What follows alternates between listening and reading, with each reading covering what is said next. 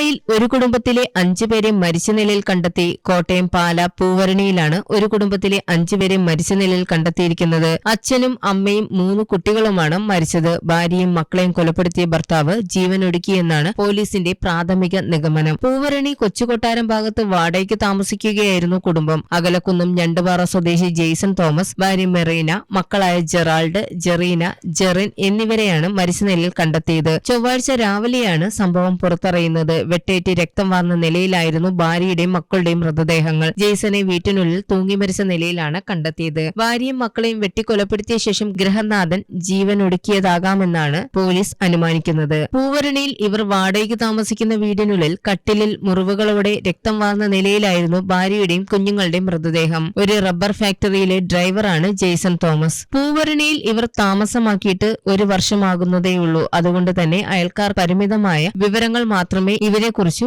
ലഭ്യമായിട്ടുള്ളൂ. News desk press Malayalam.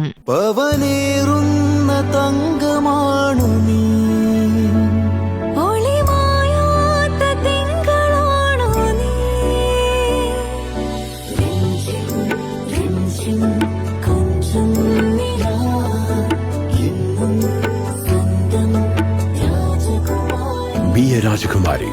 Rajakumari Gold and Diamonds. The trust of Travancore. Rajakumari.